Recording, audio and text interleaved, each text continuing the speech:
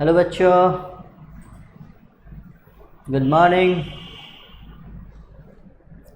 जल्दी से आ जाओ, 2 मिनट में हम लोग पुराना इस चैप्टर को कंप्लीट कर दिए हैं, उसको बस 2 मिनट में रिवीजन करवा देते हैं। ठीक है, 2 मिनट में रिवीजन के बाद हम लोग कुछ क्वेश्चंस है उसको करेंगे, फिर उसके बाद नेक्स्ट हमारा चैप्टर स्टार्ट करेंगे, ह्यूमन हेल्थ एंड डिजीज़। चलिए आ जाइए, फटाफट सब लोग आ जाइए, ज्वाइन कीजिए। आ जाओ बच्चों, जल्दी आ जाओ।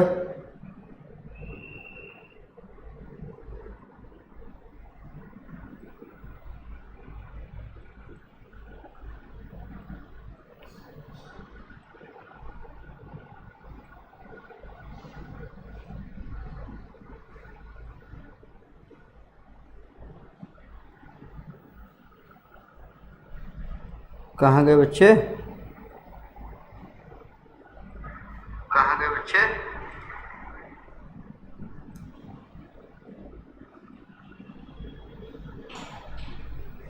फटाफट आओ।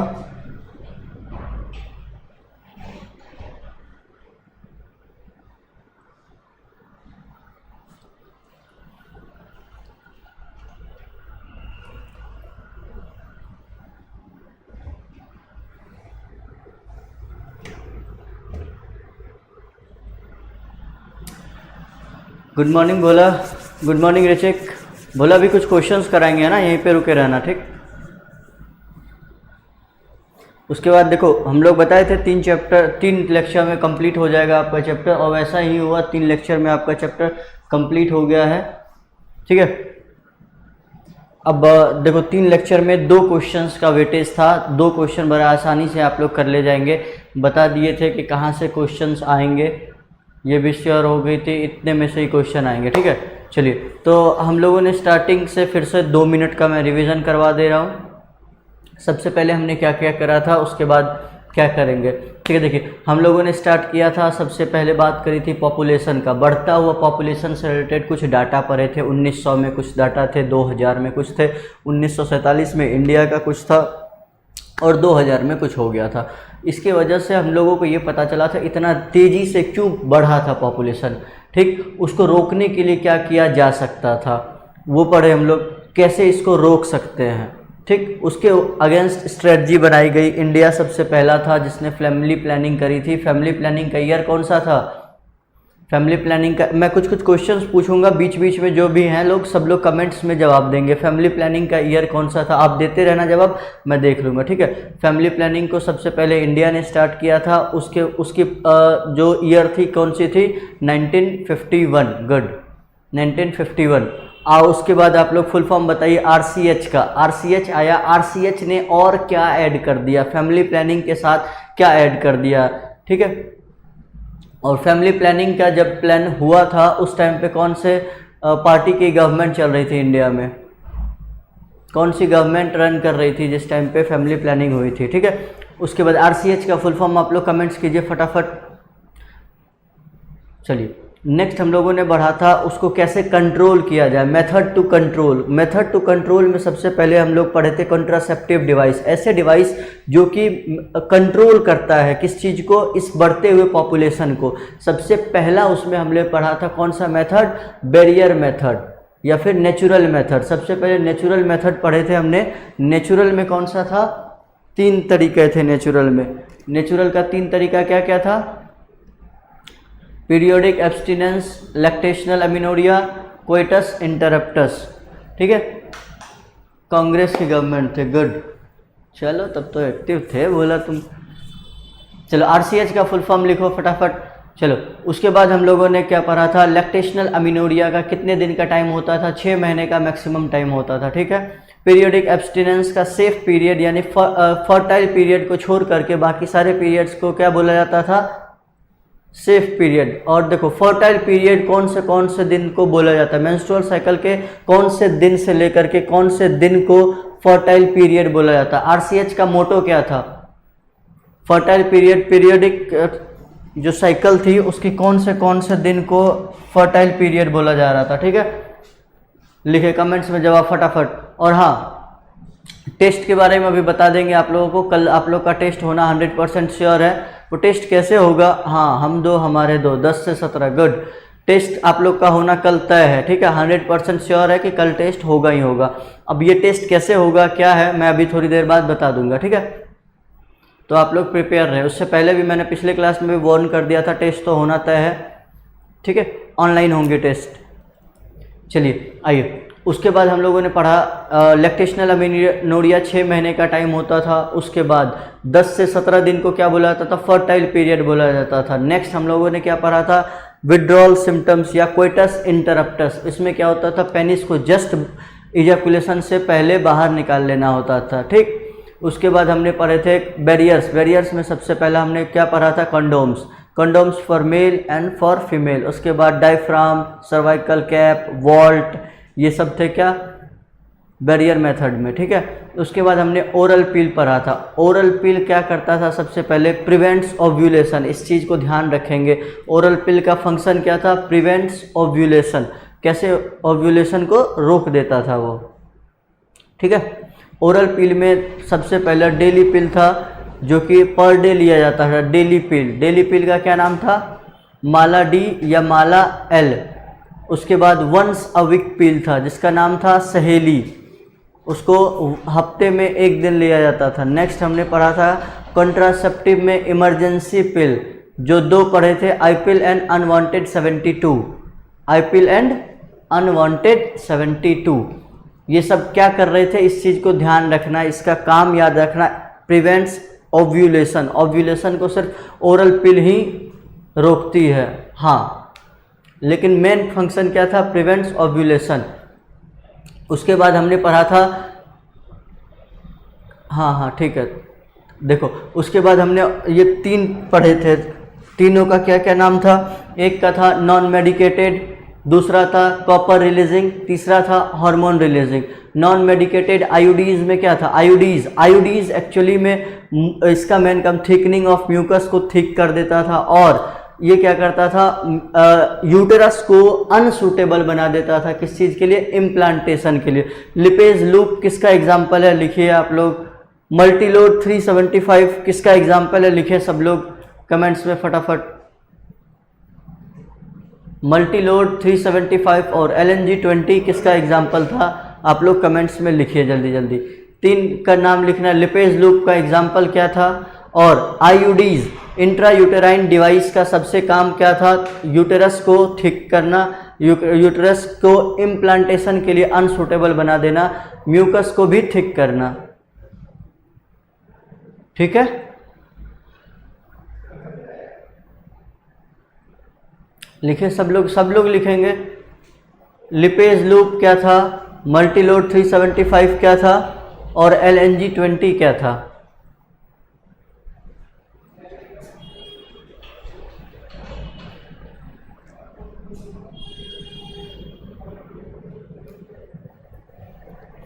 चलिए आइए, उसके बाद हो गया था ये सब। उसके बाद हमने नेक्स्ट टॉपिक हमारा क्या था? सर्जिकल मेथड में क्या था? 2 टाइप से था, वेसेक्टोमी, ट्यूबेक्टोमी, और एक आ सकता है क्या? हिस्टेरेक्टोमी। हिस्टेरेक्टोमी में क्या होता है? हिस्टेरेक्टोमी का मतलब बताओ क्या होता है? हिस्टेरेक्टोमी, HYSTEROCTOMY, हिस्टेरेक्टोमी का मतलब बताओ। वर्ड लिख रहा हूं मैं यहाँ पे, हिस्टेरेक्टोमी, इसका मतलब क्या होता है? पहले भी बता चुका है, ठीक है। ट्यूबेक्टोमी, वेसेक्टोमी, फैलोपियन ट्यूब को कट एंड टाइट कर दिया गया तो ट्यूबेक्टोमी, डिफरेंस को कट एंड टाइट कर दिया गया तो वेसेक्टोमी। सब लोग जवाब नहीं दे रहे हैं यार बच्चे, सब लोग जवाब दें। आप लोग एटलीस्ट रिवीजन करवा रहा हूँ। ये देखो ऑनलाइन क्लास में ये पॉसिबल नहीं होता है कि रिवीजन कराया जाए। आप लोग कमेंट्स कीजिए यार, सब लोग कमेंट्स किया करो। अगर कोई एक्टिव है आपके लिए तो आपको भी इस चीज़ को ध्यान रखेंगे, क्योंकि ये चैप्टर्स ऐसे हैं ना, ऑफलाइन क्लास में पढ़ाना होता तो 2 लेक्चर 1.5 लेक्चर में निपटा दिया जाता, क्योंकि इतना ना उसमें डायग्राम दिखाना होता ना कुछ, ना आप उस चीज़ को कभी समझ पाते। मैं कॉन्डोम लिख देता तो फीमेल कॉन्डोम, मेल कॉन्डोम, आप नहीं समझ पाते कि कैसा डायग्राम क्या है, ठीक है। तो इतने सारे, इसलिए ऐसे चैप्टर्स को मैं सेलेक्ट कर रहा हूँ जो कि ज़्यादा इम्पॉर्टेंट है और डायग्रामेटिक व्यू उसका इम्पॉर्टेंट है।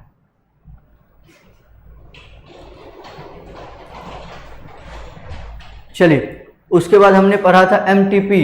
एमटीपी का एक सवाल है मेरा, क्या एमटीपी को आप कॉन्ट्रासेप्टिव डिवाइस में रखेंगे या नहीं रखेंगे? अब मेरा क्वेश्चन है, आप लोग जवाब दीजिए। इज एमटीपी कंसिडर्ड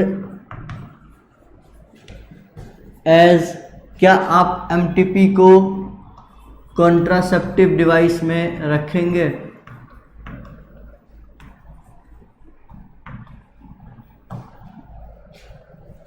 सब लोग जवाब देंगे, क्यों नहीं?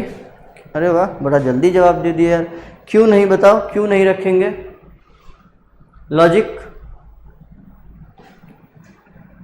लॉजिक बताओ।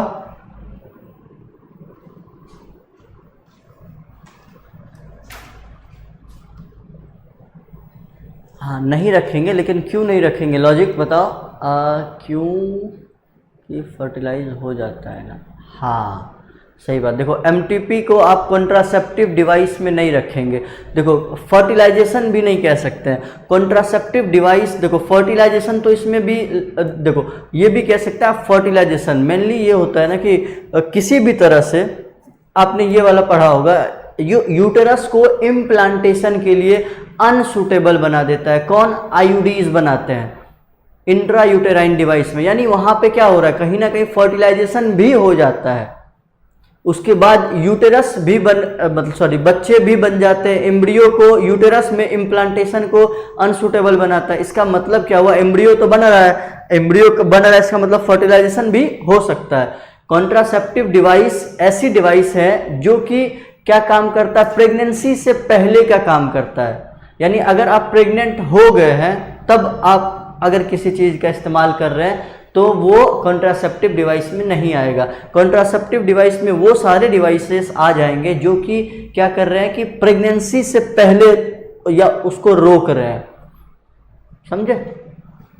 चलिए ठीक है, एमटीपी पढ़ लिए थे। एमटीपी के बाद हमने पढ़ा था एमनियोसेंटेसिस। एमनियोसेंटेसिस का मतलब क्या होता था? उसमें फीमेल फीटस का फिटिसाइड हो जाना, एमनियोटिक फ्लूइड के थ्रू पता कर लेना। उसके बाद हमने पढ़ा था सेक्सुअली ट्रांसमिटेड डिजीज। फिर पढ़ा था इनफर्टिलिटी। इनफर्टिलिटी के बाद ये सबसे इंपॉर्टेंट था, इसका फुल फॉर्म याद रखना, इसका काम याद रखना, किसमें क्या होता है। आईवीएफ, इन विट्रो फर्टिलाइजेशन में हमने 3 चीज पढ़ा था, गिफ्ट, जिफ्ट और IUT, intra uterine transfer. Surrogacy, ठीक है, सबको याद रहेगा।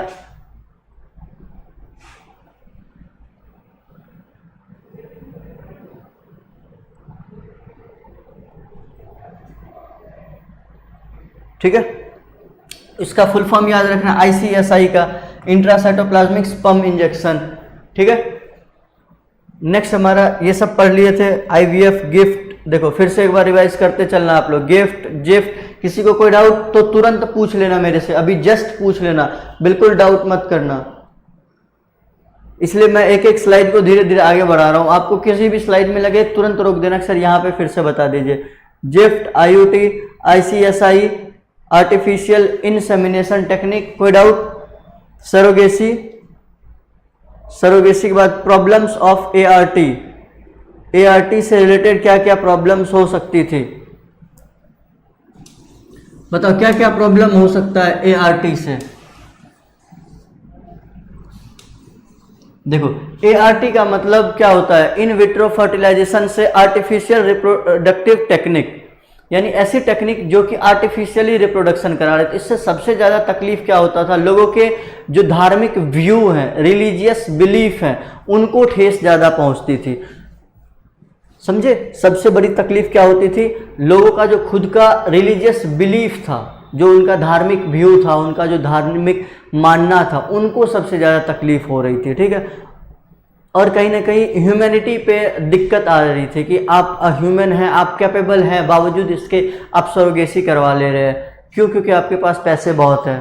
तो इन सब को लेकर के कहीं ना कहीं इमोशनल बिलीफ में प्रॉब्लम हो रही थी, रिलीजियस बिलीफ में प्रॉब्लम हो रही थी। ठीक है, चलिए आइए कुछ क्वेश्चंस हैं, इस क्वेश्चंस के साथ हम लोग अपने चैप्टर को विराम देंगे। चलिए पहला सवाल सब लोग कमेंट में फटाफट तेजी से जवाब देंगे 10 सेकंड के अंदर। 10 सेकंड के अंदर सब लोग कमेंट्स में जवाब दीजिए।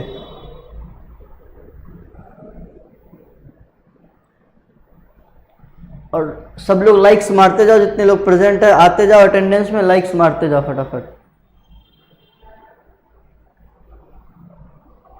चलिए ये वाला सवाल का जवाब दीजिए सब लोग। देखो इस सवाल को मैं इतना गौर क्यों डाल रहा हूं, पता नहीं, देख लेना सवाल आएगा इस टाइप से।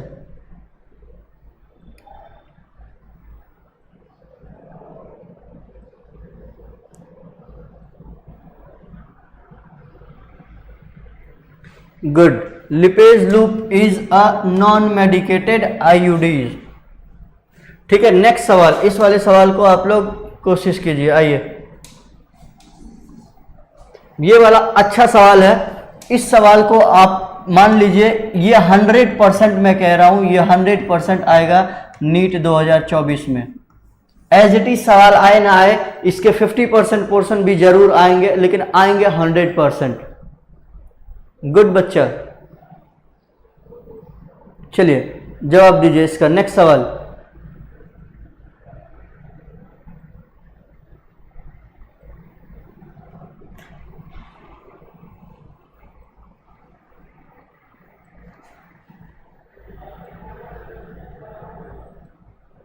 देखो मैच द कॉलम है, सारे के सारे आप लोग को ए बी सी डी देख लो, 1 2 3 4 आप ऑप्शन बता दो। वैसे पूरा मैच करने का जरूरत नहीं है, आपका जो ऑप्शन आ रहा है, मान लो किसी का ए आ रहा है, बी आ रहा है, सी आ रहा है, डी आ रहा है, कमेंट्स कीजिए फटाफट। इस क्वेश्चन में आपको 30 सेकंड दिया जा सकता है, उससे ज्यादा टाइम नहीं मिलेगा। 30 सेकंड।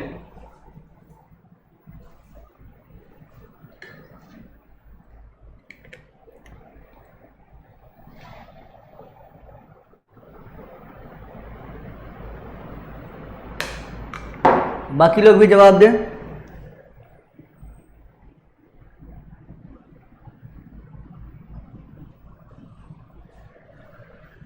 देखो इसमें इस टाइप के क्वेश्चंस को कैसे करना होता है, विद इन 10 सेकेंड, 10 सेकेंड में भी इन क्वेश्चंस को किया जा सकता है। कोई एक ऐसा पकड़ लीजिए जो कि क्या करता हो कि ऑप्शन में सब में कॉमन ना हो।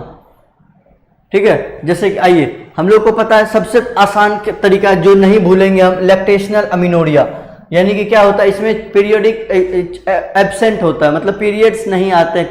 कब से कब तक? तकरीबन 6 महीने तक। बाकी लोग जवाब नहीं आया यार। देखो यानी लैक्टेशनल अमीनोरिया का क्या हो गया? Absence of menstrual cycle and ovulation during parturition. During parturition यानी डी का क्या हो गया? तीसरा। डी का तीसरा। देखो ये दोनों ऑप्शन ऐसे एलिमिनेट हो गए। ये मैं अभी करके आपको बता रहा हूं, इसलिए ऐसे टाइम दिखा रहा हूं, ऐसे लग रहा है वैसे लग रहा है। आप अगर सवाल करेंगे तो इसको एकदम टाइम नहीं लगेगा। Next, intra uterine device. Intra uterine device क्या कर, देखो उसका diaphragm, they cover the cervix blocking the sperm. A का 4 यानी आंसर नंबर 1।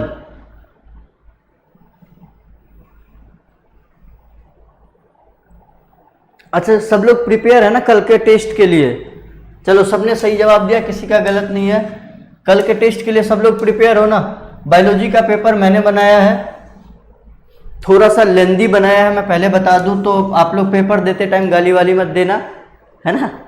थोड़ा सा लेंदी है पेपर, मतलब लेंदी इन द सेंस कि आपको वो नीट पैटर्न पे, मैंने प्योरली नीट पैटर्न पे बनाया है, फुल्ली नीट पैटर्न पे है वो। आप जब नीट में क्वेश्चन देखोगे पिछले 2 साल से, तो एकदम वही पैटर्न नीट का मैंने एकदम मेहनत करके, थोड़ा टाइम ले करके पेपर बनाया है। ठीक है, एकदम नीट पैटर्न बनाया, थोड़ा लेंदी बनाया, तो हो सकता है कि आपके बायो में थोड़े कम मार्क्स आ जाए, क्योंकि हो सकता है कि मैंने तो, मेरे राजगीर वाले ब्रांच पे तो कंप्लीट है पूरा सिलेबस, जितने भी मैंने टेस्ट में फुल सिलेबस क्लास 11th का दिया। हो सकता है कि अगर किसी रीजन से जेएनवी बनारस वालों का नहीं हुआ हो तो थोड़ा दिक्कत हो सकता है, अगर कुछ एक आध टॉपिक ना पढ़ाया गया हो तो, लेकिन कोई दिक्कत नहीं होनी चाहिए ना। कोई दिक्कत होगा तो ऐसे बताना, लेकिन सबसे पहले मैं आप लोग को इस चीज़ के लिए मेंटली प्रिपेयर कर दूं।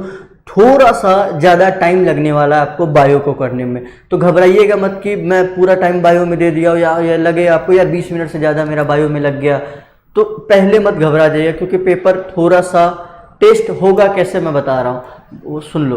देखो आपको कल सुबह 9 बजे से लेकर के शाम के 6 बजे तक एक लिंक दिया जाएगा ग्रुप में।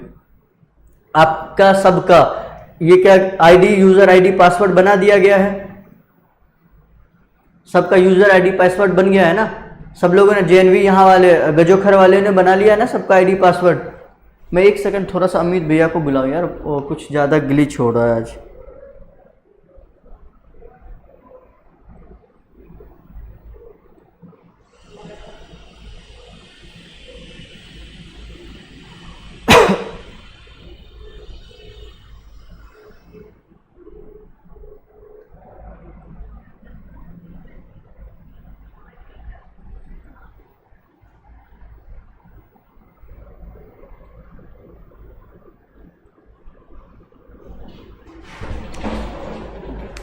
बार बार ग्लिच कर रहा है।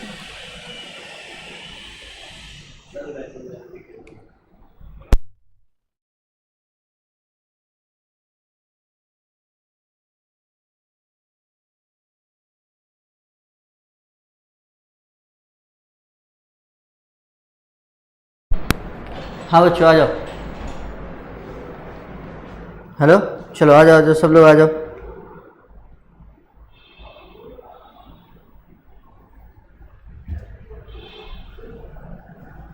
चलिए देखिए, वो थोड़ा सा आज नेट स्लो है, इस वजह से ऐसे बफिंग हो रही है, कोई इशू नहीं है ज़्यादा। तो देखो, आप लोग का यूज़र आईडी पासवर्ड बनाया गया है आपके कोऑर्डिनेटर सर के द्वारा। मेरे ख्याल से जेएनवी राजगीर वाले सबका बन गया है। और मैंने उनसे, अनिल सर से भी पूछा नहीं है अभी इस बारे में, तो आप अपने अनिल सर से भी पूछ लेना, जेएनवी गजोखर वाले, तो एक बार पूछ लेना। सबका आईडी और पासवर्ड बन गया है, आईडी पासवर्ड क्रिएट करके आपको दे दिया जाएगा। सुबह 9 बजे से लेकर के शाम के 6 बजे तक लिंक खोल दिया जाएगा। आपको दिन में अपनी सुविधा के अनुसार जब भी टाइमिंग मिले आप उस लिंक को टच करेंगे, और एक बार टच कर दिया और दोबारा अगर बीच में बंद हो गया तो दोबारा आप उस लिंक को टच नहीं कर पाएंगे। ध्यान रखिएगा इस बात को। एक बार अगर आपने उस लिंक को एक्टिवेट कर दिया तो दोबारा आप एक्टिवेट नहीं कर पाएंगे। तो इसका मतलब ये है कि आप जब भी फ्री हो पूरे दिन में, जब आप पूरी तरह से फ्री हो कि 3 घंटे अब आपको कुछ नहीं करना है, तभी उस लिंक को ओपन करना है, सबसे पहली बात। दूसरी बात, ईमानदारी से देना है क्वेश्चंस को, जितना भी टाइम लगे, जो भी टाइम लगे, आपको अपनी ईमानदारी दिखानी है पेपर में। बेईमानी नहीं करनी है, चोरी चकारी नहीं करनी है, एकदम ईमानदारी से टेस्ट देना है, समझ गए ना? और टेस्ट का पैटर्न समझ ही गए। 100 क्वेश्चन बायोलॉजी में होंगे। सेक्शन ए है 35 क्वेश्चन का, जो कि कंपलसरी है फुल्ली नीट पैटर्न पे। सेक्शन बी है 15 क्वेश्चन का, जिसमें से कोई भी 10 क्वेश्चन आपको अटेम्प्ट करनी है। ठीक वैसे जूलॉजी का भी सेक्शन है, सेक्शन ए, सेक्शन बी, जिसमें 35 question, section A compulsory, 15 question में से 10 क्वेश्चन को आपको अटेम्प्ट करना। फुल्ली नीट के तरह पूरी तरह से पेपर को नीट के पैटर्न पे डिज़ाइन किया गया। बायोलॉजी मैंने पूरी तरह से नीट पे बनाया। इस क्वेश्चन पेपर को आप जितना हो सके संभाल के रख लेना। अगर पॉसिबल हो सके तो आप प्रिंट आउट ले लेना, मैं आपको PDF दे दूंगा, आप प्रिंट आउट ले लेना और रखना इस पेपर को। मैं डेफिनेटली कह रहा हूँ इस पैटर्न, मेरे इस क्वेश्चन पेपर से 2 से 3 क्वेश्चन एज इट इज आएंगे नीट में। 2 से 3 question minimum age it is आएंगे नीट में, 100%। ऑन कैमरा कह रहा हूँ, 2024 में जब हो जाए पेपर तो देखवा लेना मेरे से कि सर आपने कहा था और नहीं आया। ऑन कैमरा कह रहा हूँ, ठीक है? तो सबका यूजर आईडी पासवर्ड बन गया। जिसका नहीं भी बना है, आज शाम तक का टाइम है, जल्दी से जल्दी सब लोग अपना आईडी पासवर्ड एक्टिवेट करवा ले, बनवा ले अपने कोऑर्डिनेटर से। और सुबह से लेकर के शाम तक पूरा दिन एक्टिवेट रहेगा लिंक।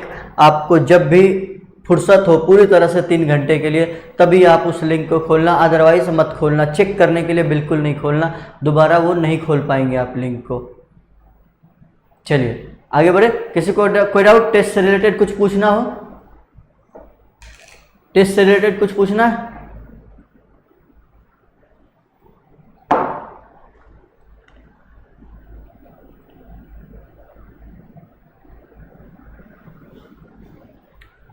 आईडी पासवर्ड वगैरह सबका बन गया है ना? आईडी पासवर्ड सबका बन गया है?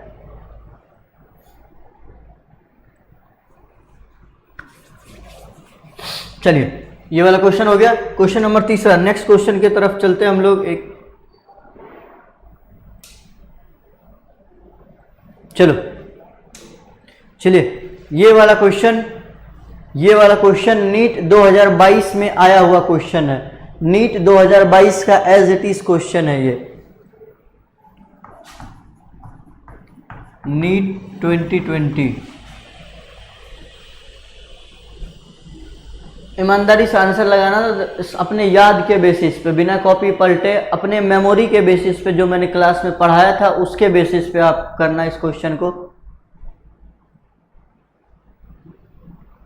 सब लोग कमेंट करें।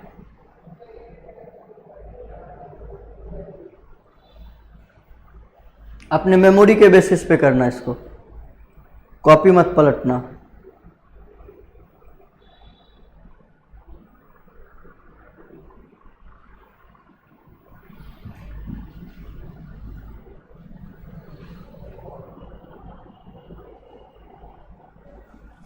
सही है, सही है। अंजलि, आप लोग का आईडी वगैरह बन गया है ना? कल आप लोग टेस्ट देने के लिए आप लोग भी प्रिपेयर हो ना?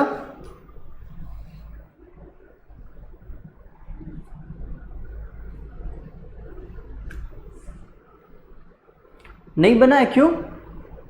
कल आप लोग का टेस्ट नहीं है क्या? आपके कोऑर्डिनेटर सर ने ग्रुप में मैसेज किया था ना, मांगा था ना आप लोगों से, आपके डिटेल्स मांगे थे कुछ, ताकि आपके आईडी पासवर्ड जनरेट करना था। तो फिर कल कैसे पेपर दोगे बच्चे आप लोग?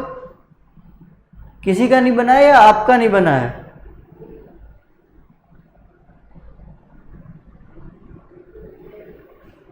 अरे अजय, तुम लोग क्यों बोल रहे हो? तुम लोग का बन गया है सबका, तुम लोग को मिल जाएगा।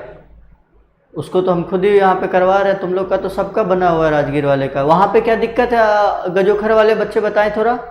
कोई डिटेल्स नहीं मांगी सर ने। अच्छा, ये तो आप लोग को इन्फॉर्मेशन होगी ना कि कल आप लोग का टेस्ट होना है, कि ये भी इन्फॉर्मेशन नहीं थी? आप अपने हाँ, इन्फॉर्मेशन थी तो फिर आप पूछोगे ना कि सर कैसे टेस्ट देंगे। जब आप लोग को इस बात की इन्फॉर्मेशन थी कि आपकी टेस्ट होनी है कल, तो आपको पूछना चाहिए ना कि सर कैसे टेस्ट देंगे। हाँ, ये देखो, तो आप पूछोगे ना सर कैसे टेस्ट देंगे। ऐसा तो है नहीं कि आपको क्वेश्चन पेपर दे दिया जाएगा और आप वहाँ पे बैठ के हम लोग को आंसर OMR में भर के देंगे। ऐसा तो पॉसिबल नहीं। ऑनलाइन में एक लिंक जनरेट किया जाएगा, उस लिंक को आपके ग्रुप में भेज दिया जाएगा। सुबह से लेकर के शाम तक वो लिंक एक्टिवेट रहेगा। जब भी आप उस लिंक को टच करेंगे, एक ही बार एक्टिवेट रहेगा, जब भी आप उस लिंक को टच करेंगे पेपर देंगे, पूरा 3 घंटे के बाद सबमिट हो जाएगा। दोबारा आप उस लिंक को फिर से एक्टिवेट नहीं कर पाएंगे। तो उस लिंक को जनरेट अब कोई भी तो नहीं दे सकता ना, उसके लिए प्रॉपर यूज़र आईडी और पासवर्ड दी जाएगी हमारे तरफ से, कोऑर्डिनेटर सर की तरफ से। वही यूज़र आईडी पासवर्ड के साथ आप उस लिंक को एक्टिवेट करके लॉगिन करेंगे और पेपर देंगे, सबमिट करेंगे, और आपका रिजल्ट आपको तुरंत मिल जाएगा। तुरंत इन द सेंस कि अगले दिन मिल जाएगा।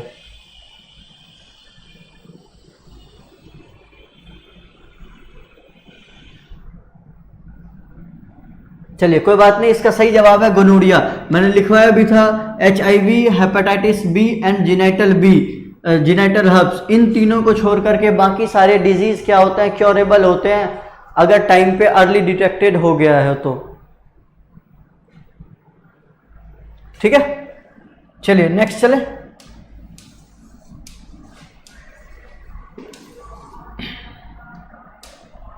चलिए आइए,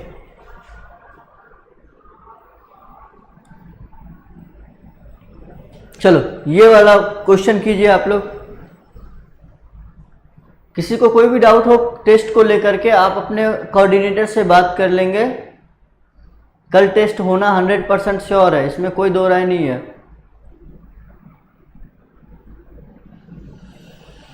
चलिए बताइए, ये वाला क्वेश्चन कंप्लीट तो है।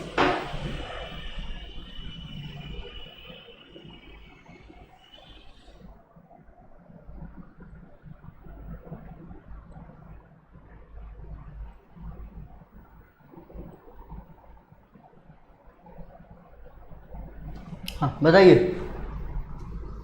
कमेंट्स कीजिए इसका जवाब 10 सेकंड के अंदर।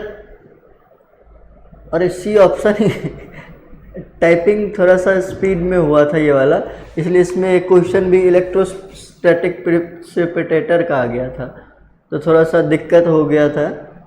कोई बात नहीं, आप जवाब दीजिए जैसा ऑप्शन A, B, D में से कोई एक।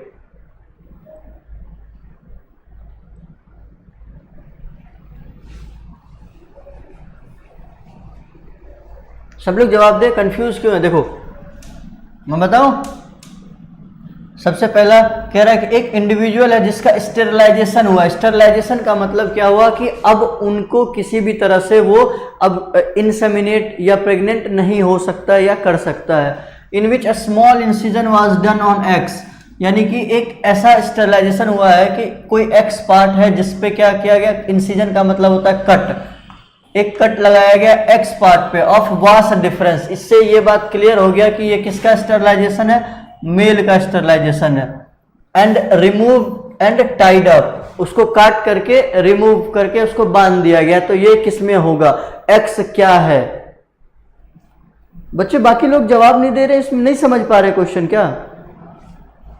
देखिए एक्स फेलोपियन ट्यूब नहीं, क्योंकि ये हमको क्लियर हो गया कि मेल का है। एक्स एपिडिडाइमिस, चलो मान लिया सपोज एपिडिडाइमिस हो भी, इन दोनों में आप कंफ्यूज हो सकते हैं, एपिडिडाइमिस है या स्क्रोटम है, तो कैसे आप आगे सवाल करेंगे? एपिडिडाइमिस के बाद लिखा हुआ inhibits maturation of sperm and it's transport. देखो स्पर्म का मैच्योरेशन तो नहीं रोकता है, स्पर्म मैच्योर हो जा रही है, लेकिन स्पर्म को क्योंकि वास्ट डिफरेंस को कट करके टाई कर दिया गया, अब वो ऊपर जा ही नहीं पा रही है, जिसके वजह से उसी के वजह से इसमें क्या हो जाता है, स्टेरिलाइजेशन हो जाता है। इसका आंसर क्या हो जाएगा, स्क्रोटम।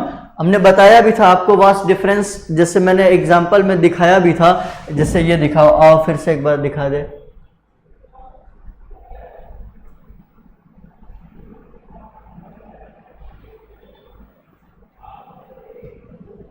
चलो यहाँ पे ये देखो वास्ट डिफरेंस को क्या किया गया, यहाँ पे कट एंड टाई कर दिया गया।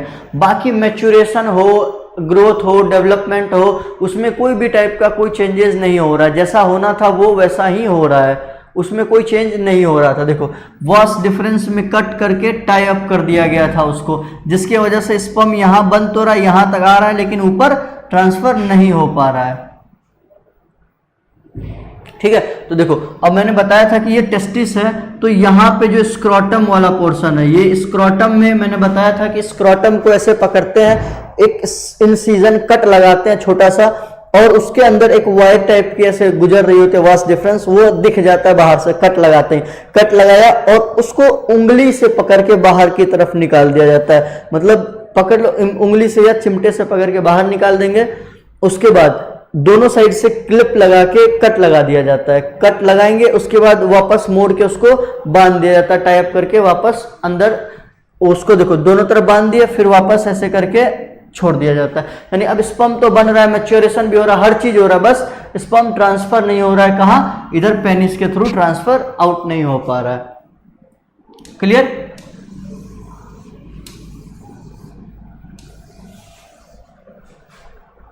चलिए हो गया, यानी कि इसका आंसर क्या हो जाएगा, किसमें कट लगाएगा, स्क्रोटम में।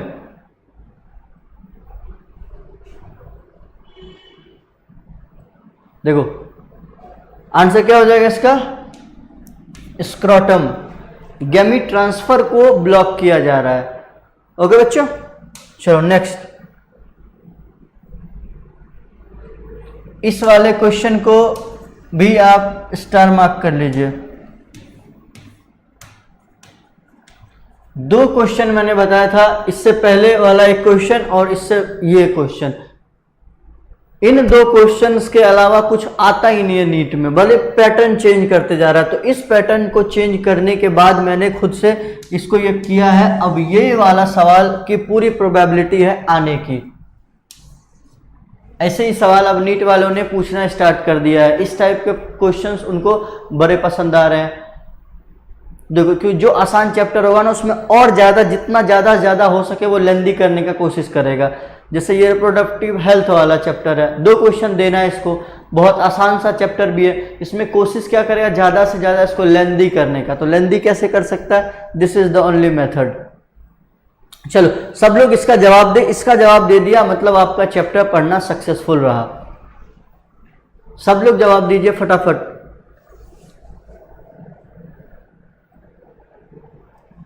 सब लोग जवाब दीजिए। कोई एक को भी पकड़ लीजिएगा, आपको स्मार्टनेस दिखानी है ऐसे क्वेश्चंस में। स्मार्ट तरीके से करना है ऐसे क्वेश्चन, कोई एक भी पकड़ लीजिए आपके आंसर्स आ जाएंगे, बस कोई एक आज पकड़ लीजिए ऑप्शन को, आपका आंसर श्योर बन जाएगा। देखने में कोई दिक्कत तो नहीं हो रही है?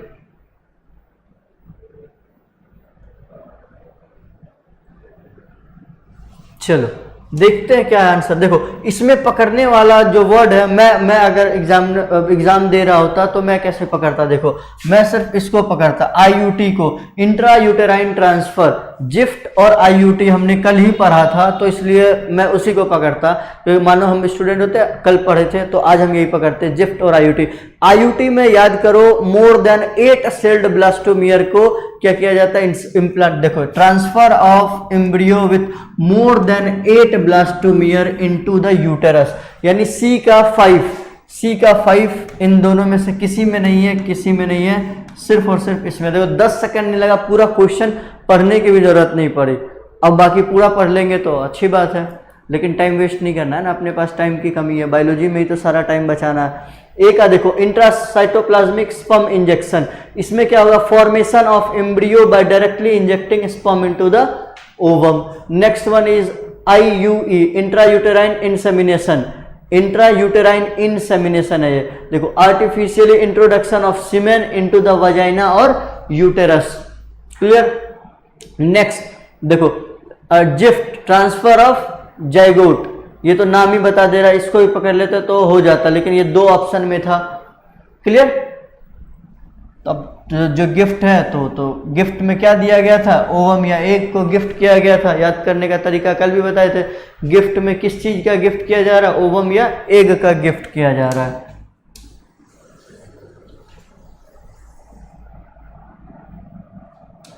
चलिए आइए नेक्स्ट सवाल की तरफ बढ़ते हैं। ये वाला सवाल आपका एज इट इज एनसीईआरटी का सवाल है, एनसीईआरटी का सवाल है, कीजिए फटाफट 10 सेकंड में करो। एनसीईआरटी का डायग्राम से सवाल बनाया गया है।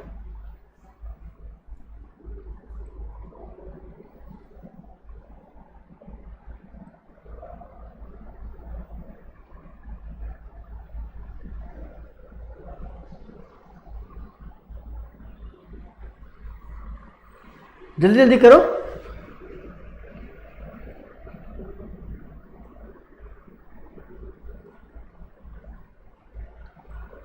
अरे अच्छा, तुम लोग इस सवाल का जवाब अभी आया है, हम सोचे पहले सब लोग दे रहे हैं क्या। चलो नेक्स्ट लोग और सब लोग जवाब दीजिए फटाफट।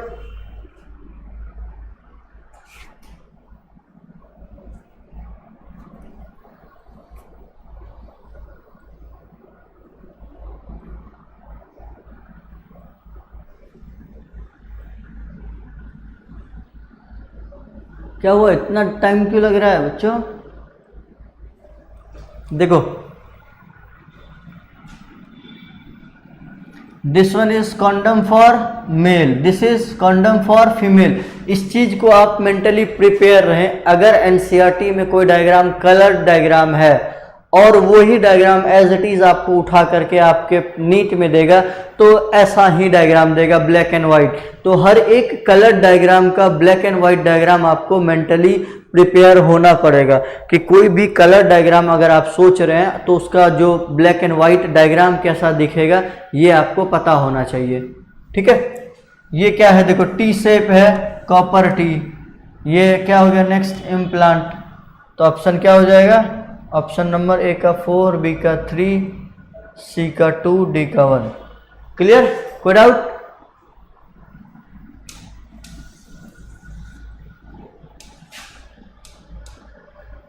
नेक्स्ट सवाल, चलो क्वेश्चन को समझिए और बताइए इसको। Statutory ban on amniocentesis for sex determination is to legally check increasing female foeticide and massive child immunisation. कह रहा है कि स्टेचुअरी बैन किया गया किसको, एमनियोसेंटेसिस को। क्यों, क्योंकि टू चेक, क्या चीज को चेक करने के लिए, बढ़ती हुए female foeticide and child immunisation को बढ़ते हुए के लिए। नेक्स्ट है इनडिस्क्रिमिनेट, रीजन है इसका, indiscriminate and illegal female foeticide are reported to be high in India. क्यों ऐसा किया गया था? क्योंकि ऐसा केस इंडिया में बहुत तेजी से बढ़ता जा रहा था। कमेंट्स में आप लोग इस क्वेश्चन के साथ एक और चीज का जवाब दीजिए, per year all over world में कितना एमटीपी पर ईयर परफॉर्म किया जा रहा है या जा रहा था?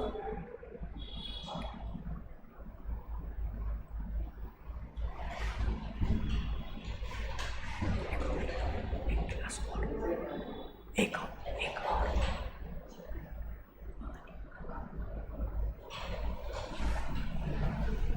50 मिलियन एमटीपी, जो कि कितना परसेंटेज था? परसेंटेज वाइज बात करें तो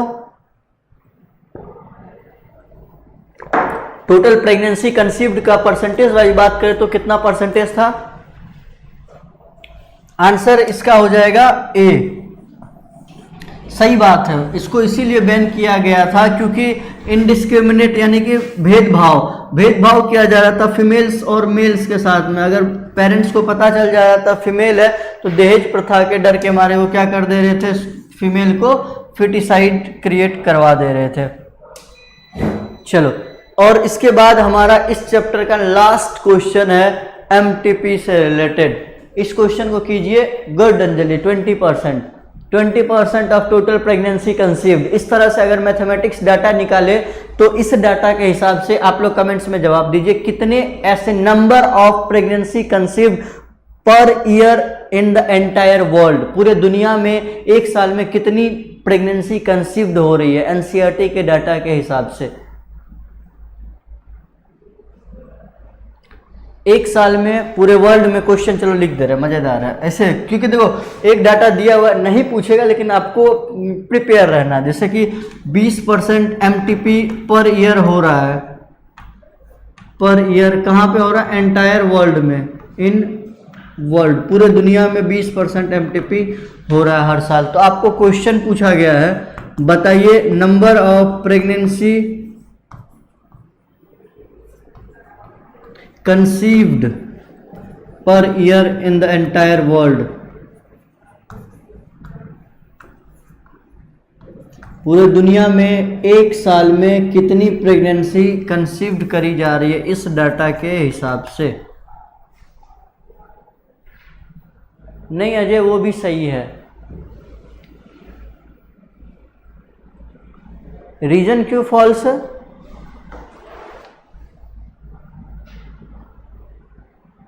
अच्छा, इस वाले का बोल रहे हो क्या? अच्छा ये वाले का, हम सोच रहे पुराना वाला तुम लोग जवाब दे रहे हो। A is correct, B is incorrect. चलो ठीक है, देखते हैं। अब ये वाला जो क्वेश्चन मैंने पूछा, number of pregnancy conceive per year in the entire world, number बताना, अमाउंट बताना एग्जैक्ट डाटा के हिसाब से। बोले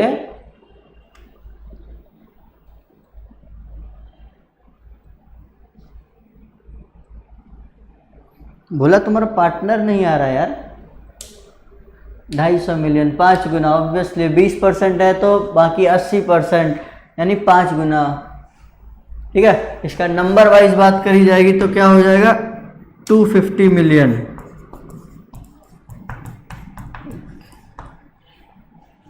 ठीक है, अब इसकी बात करें तो चलते हैं, देखते हैं। MTP has a significant role in decreasing the world population। इस बात को जस्टिफाई करने के लिए एक मैंने डाटा लिखा था, कैसे, यानी 1/5 या 20% ऑफ प्रेगनेंसी कंसीव्ड का क्या हो जा रहा था, हर साल MTP हो जा रहा था। यानी अगर हर साल MTP ना होता तो क्या होता, 50 मिलियन और बढ़ जाता। तुम्हारा पार्टनर कौन है तुमको ही नहीं पता, तुम किसके बगल में बैठा करते थे?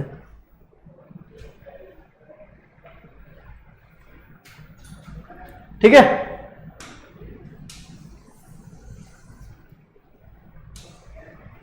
ठीक है बच्चों, तो ये वाला लाइन तो सही है, डिक्रीज करने में, यानी हर साल 50 मिलियन, 50 साल में बात करें तो 50 गुना 50, 2500 मिलियन 50 साल में कम कर रहा है। तो पॉपुलेशन को कंट्रोल करने में इसका तो बहुत बड़ा रोल तो है, ये बात सही है। Next, MTP is a contraceptive device. ये गलत है, मैंने अभी आते ही बताया था एमटीपी कॉन्ट्रासेप्टिव डिवाइस नहीं है, यानी कि assertion is true, reason is false. कोई डाउट?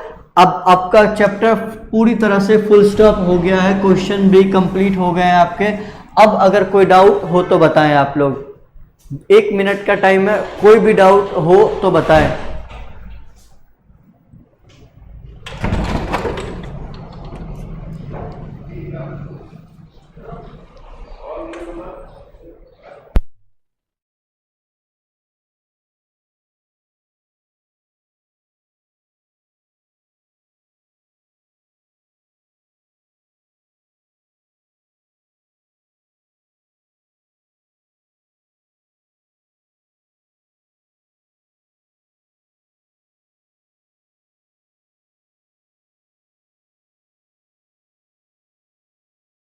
हो गया बच्चों।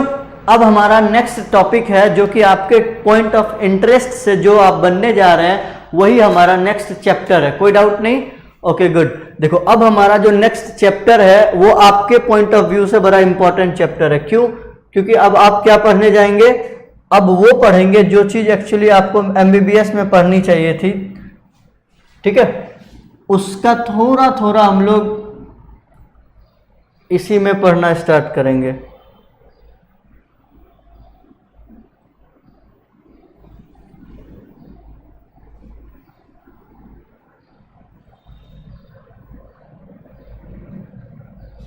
ठीक है, चलिए आइए हम लोग का next human health and disease क्या पढ़ेंगे हम लोग, ह्यूमन हेल्थ एंड डिजीज। देखिए इस चैप्टर को आपको पढ़ना है नीट से जब बहुत ऊपर आप एमबीबीएस में जाएंगे तब।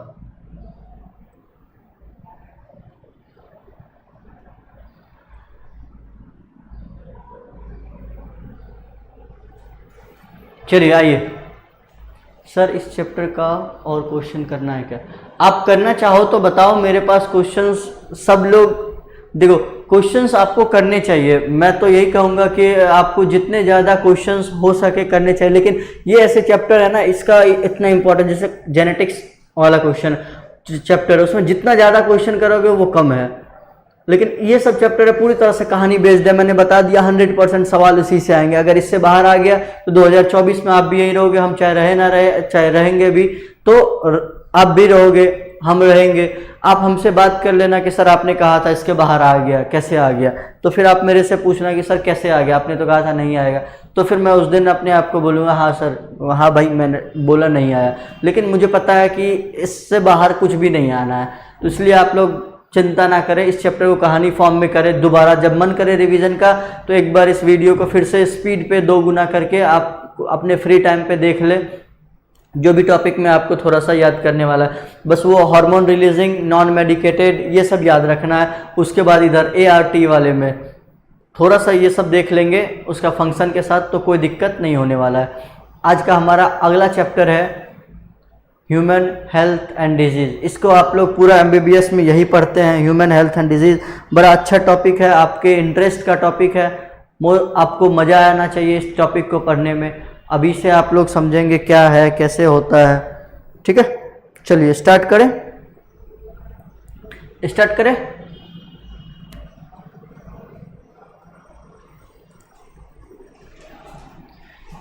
चलिए देखिए, इस चैप्टर को हम लोगों ने 2 भाग में बांटा है, एक ह्यूमन हेल्थ, दूसरा डिजीज। 2 पोर्शन में आपके एनसीईआरटी में भी दिया गया हेल्थ एंड डिजीज करके। हेल्थ यानी इस चैप्टर को 2 भाग में, यार इतना बफरिंग आज कर रहा है क्यों, 2 भाग में चैप्टर को बांटा गया, हेल्थ और डिजीज। तो हेल्थ अलग टॉपिक है, डिजीज अलग टॉपिक है। हेल्थ वाले में हम लोग इम्यूनिटी से रिलेटेड पढ़ेंगे, जो कि डिजीज पढ़ लेंगे पहले, उसके बाद हम लोग हेल्थ वाला पोर्शन पढ़ेंगे। तो ये मत सोचना कि आपके एनसीईआरटी में पहले सीक्वेंस वाइज इम्यूनिटी वगैरह दिया हुआ है तो हमने उसको छोड़ दिया, बिल्कुल नहीं छोड़े। हम लोगों को पता है कौन सा सीक्वेंस कब पढ़ाना है, कैसे पढ़ाना है, तो इसके लिए आप चिंता ना करें।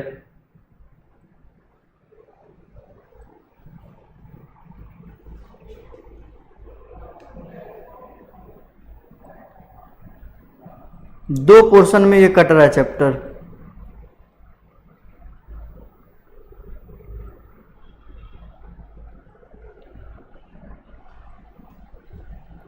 तो हाँ बच्चों, तो इस चीज़ का आप लोग ध्यान रखिएगा। हम लोगों ने 2 भाग में इस चैप्टर को पढ़ना है, ह्यूमन हेल्थ एंड डिजीज। सबसे पहले हम लोग जो अपने तरफ से पढ़ना स्टार्ट करेंगे वो डिजीज पढ़ेंगे, फिर हेल्थ।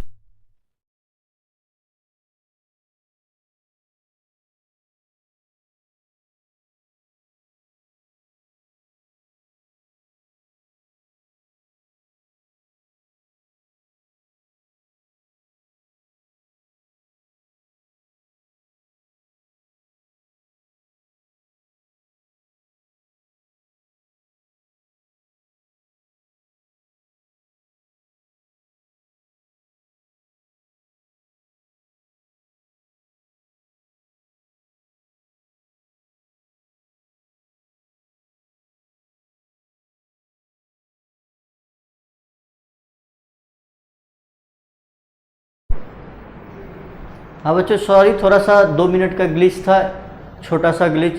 ये थोड़ा सा बफरिंग ज़्यादा कर रहा था, इस वजह से हम लोगों ने 2 मिनट के लिए देखा था। चलिए अभी ठीक है। अब चलिए, सब क्लियर? हाँ, तो देखो फिर से मैं बोल रहा हूँ कि इस चैप्टर को 2 भाग में बांटा गया। पहला पोर्शन है हेल्थ, दूसरा पोर्शन है डिजीज। हेल्थ वाला पोर्शन में इम्यूनिटी से रिलेटेड कुछ पढ़ना है, जो कि हम लोग पहले डिजीज पढ़ लेंगे, उसके बाद इम्यूनिटी से रिलेटेड पढ़ेंगे।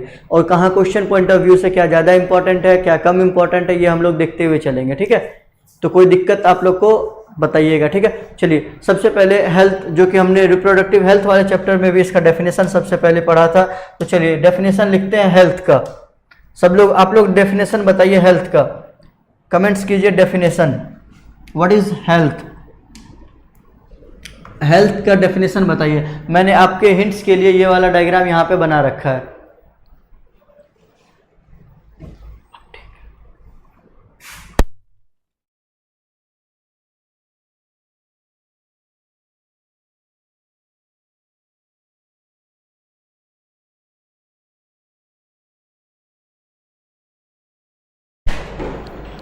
चलिए हेल्थ का डेफिनेशन लिखते हैं। देखो इस चैप्टर में मैं पर डे बता रहा हूँ, थोड़ा सा कंपैरेटिवली लेंदी चैप्टर है, लेकिन इस चैप्टर से क्वेश्चंस की प्रोबेबिलिटी बहुत ज़्यादा बनती है। और कहाँ से बनती है? घिसे पिटे क्वेश्चन ही आते हैं, ज़्यादा इसमें इनोवेशन नहीं होता है। क्वेश्चन में कोई ज़्यादा इसमें एक्सपेरिमेंट नहीं किया जाता इस चैप्टर में क्वेश्चन को लेकर के। क्वेश्चन जहाँ जहाँ इंपॉर्टेंट बनेंगे, जहाँ से बनने की प्रोबेबिलिटी होगी, हम पूरा आप लोग को बताते हुए चलेंगे।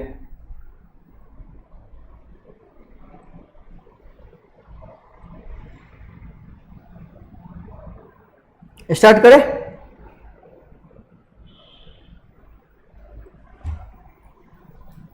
चलिए आइए, हेल्थ का डेफिनेशन आपने बताया नहीं यार सब।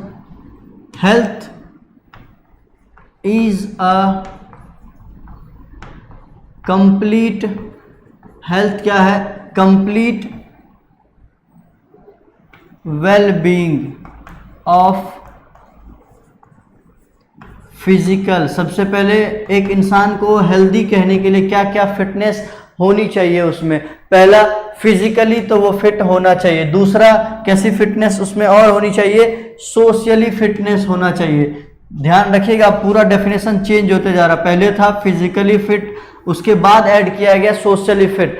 अब से नया डेफिनेशन के अकॉर्डिंग इसको ऐड किया गया, इंटेलेक्चुअली फिट होना चाहिए। नेक्स्ट, सोशली और इन्वायरमेंटली एक ही बात कह सकते हैं, ठीक। इमोशनली एंड स्पिरिचुअलिटी और इंटेलेक्चुअलिटी। नेक्स्ट लिखेंगे इमोशनली, कमा। देखो स्पिरिचुअलिटी और इंटेलेक्चुअलिटी का मतलब क्या होता है, कौन बताएगा?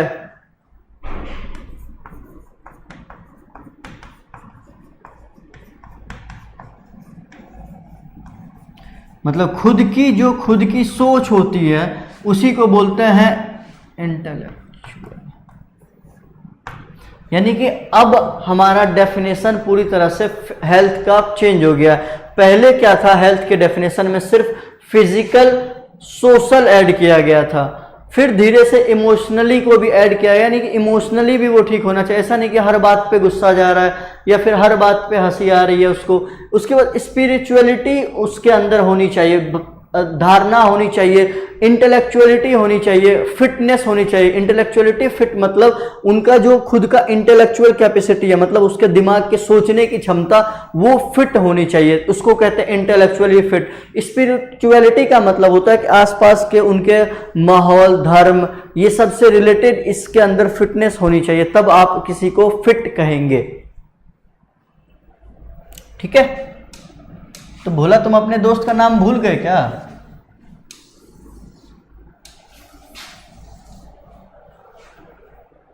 आईडी वगैरह बना भोला? आईडी मिल गया? कल जो टेस्ट होना है उसका आईडी मिला? चलो सब लोग बताएंगे हेल्थ आखिर किन किन फैक्टर से अफेक्ट किया जा सकता है। मेनली हेल्थ को सबसे मेन कौन कौन से ऐसे फैक्टर हैं जिनसे नहीं मिला है? मिल तो आज जाएगा, सबको मांगा गया था ना आईडी बनाने के लिए, तो सबने अपनी अपनी डिटेल भेजी, अब आ जाएगा। देखो सबसे पहला अगर हेल्थ को कुछ इफेक्ट कर सकता है, देखो पैदा होने से पहले, वो क्या हो सकता है? Genetic disorder. यानी कि कोई बच्चा अगर पैदा ही जेनेटिक डिसऑर्डर के साथ हुआ है तो वो कभी भी फिट नहीं हो सकता है। क्लियर? यानी कोई बच्चा अगर पैदा ही हुआ है जेनेटिकली डिसऑर्डर के साथ तो वो कभी हेल्दी नहीं हो सकता है। दूसरी, अगर वो पैदा हो गया उसके बाद उसको कुछ इन्फेक्शंस हो जाते हैं, अब छोटे मोटे इन्फेक्शंस नहीं कि घाव हो गया, ये हो गया, मतलब कुछ इन्फेक्शंस इंटरनल ऑर्गन्स में इन्फेक्शन हो जाए तो उस इन्फेक्शन की बात करी जा रही है। नेक्स्ट है उसको और किस तरह से अनहेल्दी बनाया जा सकता है, उसके खुद के लाइफ स्टाइल में चेंज करके। यानी कि वो क्या करे, अपने लाइफस्टाइल में चेंज करे तो वो अनहेल्दी हो सकता है। जैसे कि खाने का गलत खाना, ड्रिंकिंग गलत पीना, ड्रिंकिंग अल्कोहल वगैरह, इस तरह से हेल्थ को इफेक्ट किया जा सकता है। Smoking, coma, improper rest, ETC, ऐसे बहुत से फैक्टर हो सकते हैं जो कि आपके लाइफस्टाइल से आपके हेल्थ को इफेक्ट कर सकता है।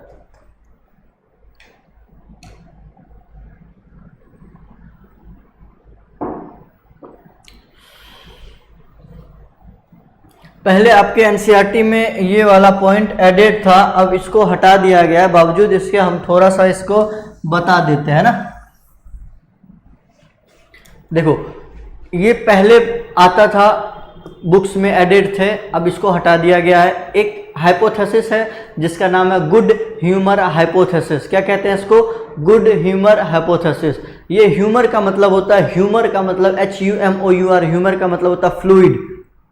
फ्लूइड को क्या कहते हैं? ह्यूमर कहते हैं। ठीक है, देखो इस हाइपोथेसिस को सबसे पहले इंडियन आयुर्वेदिक सिस्टम में दिया गया था, और किसने दिया था? हिप्पोक्रेट्स ने दिया था। किसने?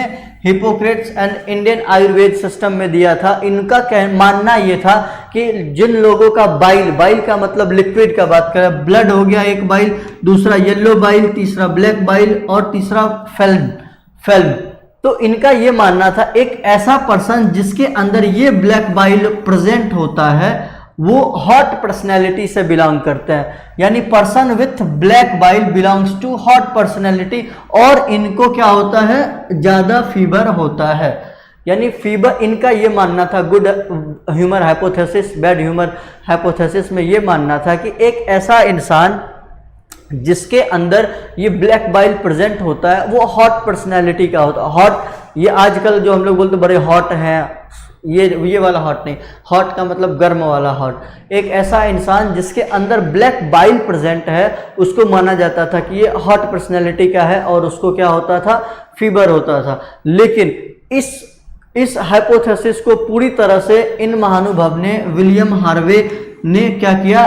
पूरी तरह से डिस्क्वालीफाई कर दिया, पूरी तरह से खत्म कर दिया। कब? जब उन्होंने, विलियम हार्वे ने किसकी डिस्कवरी कर दी? ब्लड सर्कुलेशन की डिस्कवरी कर दी, और पता चला ऐसा कुछ ब्लैक बाइल वगैरह करके कुछ नहीं होता है।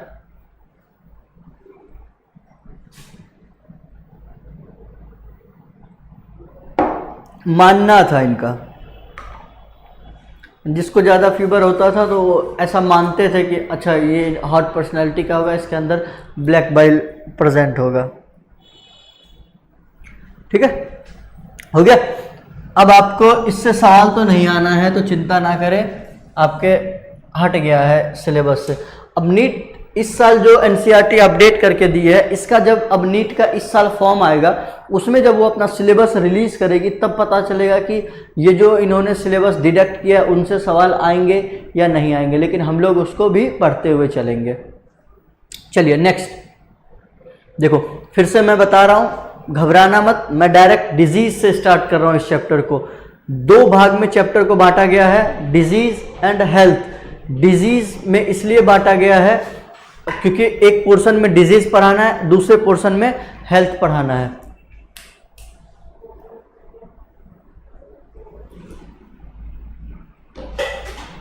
ठीक, 2 पोर्शन में बांटा गया चैप्टर को। हम लोग सबसे पहले क्या पढ़ेंगे, डिजीज वाला पोर्शन पढ़ेंगे। तो मेंटली आप ध्यान रखिएगा, डिजीज, डिजीज बना हुआ है 2 वर्ड से। कौन कौन सा वर्ड है, डिजीज।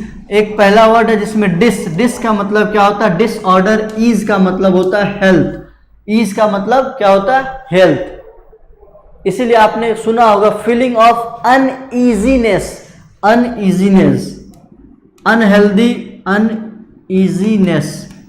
सुना होगा कि अच्छे इंग्लिश बोलने वाले लोग बोलते हैं आई एम फीलिंग अनईजीनेस, मतलब वो थोड़े से घबरा रहे हैं तो इसको अनईजीनेस कहते हैं। या हेल्थ में थोड़ा सा उनको कुछ डिफेक्ट लग रहा है तो क्या कहते हैं, फीलिंग ऑफ अनईजीनेस। तो ईज का मतलब क्या होता है, हेल्थ, यानी अनहेल्दी फील कर रहा है तो उसी को क्या कहते हैं, अनईजीनेस।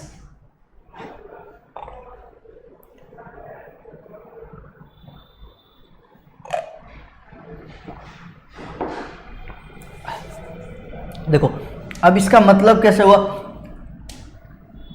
अच्छा, कल तुम लोगों में से किसी ने नागेंद्र सर से किसी की बात हुई थी क्या? यहाँ से एचओडी कोई फ़ोन गया था क्या किसी को नागेंद्र सर से? शायद किसी को तो गया है, पता नहीं। देखो डिजीज का डेफिनेशन की बात करें तो when the functioning of one और मोर ऑर्गन और सिस्टम्स, यानी किसी एक ऑर्गन का या ऑर्गन सिस्टम का या पूरे सिस्टम का, इस डेफिनेशन का मतलब है किसी एक ऑर्गन का या एक से ज्यादा ऑर्गन का या पूरे system of the body is adversely affected, यानी उसको बुरी तरह से अफेक्ट किया जाता है, characterised by appearance of various signs and symptoms, we say that we are not healthy, we have a disease. तो डिजीज का मतलब क्या हुआ, जब आपका कोई एक ऑर्गन, जब आपका कोई एक ऑर्गन या एक से ज्यादा ऑर्गन या आपका पूरा ऑर्गन सिस्टम या बॉडी सिस्टम किसी एक ऐसे फैक्टर से अफेक्ट हो गया है जिसका साइन एंड सिम्टम्स आपके बॉडी को के ऊपर दिख रहा है और आपको फील कैसा हो रहा है, अनहेल्दी फीलिंग हो रही है, उसी फीलिंग को हम लोग क्या कहते हैं या उसी कंडीशन को क्या कहते हैं, हम लोग डिजीज कहते हैं। यानी अब आप कैसे हैं, डिजीज्ड है। समझे, लिख लिए। डिजीज को 2 भाग में बांटा गया, एक नाम है dis and then is ease. Dis का मतलब डिसऑर्डर, ईज का मतलब हेल्थ।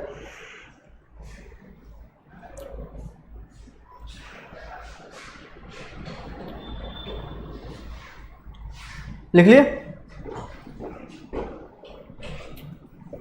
ठीक है। आइए नेक्स्ट,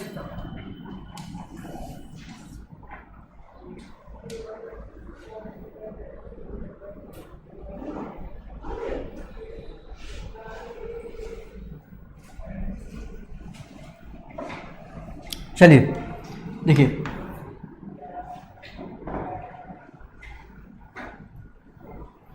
डिजीज, डिजीज का डेफिनेशन पढ़ लिए हम लोग। डिजीज का मतलब क्या होता है, जब आपका कोई एक ऑर्गन या एक से ज्यादा ऑर्गन या आपकी पूरी ऑर्गन सिस्टम, बॉडी सिस्टम किसी तरह से बुरी तरह से इफेक्ट पड़ गया है किसी भी फैक्टर से और उसके साइंस एंड सिम्टम्स दिख रहे हैं, उसके ट्रीटमेंट की जरूरत है, तो वैसे कंडीशन को क्या कहते हैं, अनहेल्दी या डिजीज कंडीशन। डिजीज 2 टाइप्स के हो सकते हैं, 2 टाइप्स के डिजीज हो सकते हैं। एक ऐसी डिजीज जो कि एक दूसरे से आसानी से फैल सकते हैं, एक को क्या बोलते हैं, इन्फेक्शियस डिजीज, और वैसी डिजीज जो कि एक से दूसरे के अंदर नहीं फैलते हैं आसानी से या फैलते ही नहीं हैं, उनको क्या कहते हैं? Non infectious disease. Infectious disease का मतलब डिजीज दैट स्प्रेड्स एक ऐसी डिजीज जो कि ईजिली ट्रांसमिटेड हो जाती है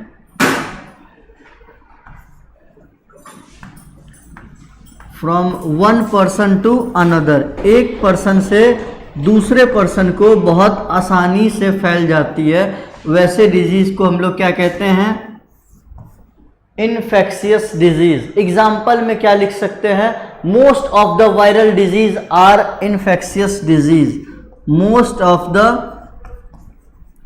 वायरल डिजीज। एग्जाम्पल में क्या लिख दो? एक दो लिख दो।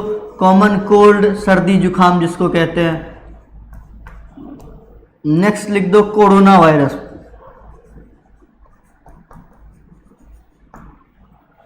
Corona virus. और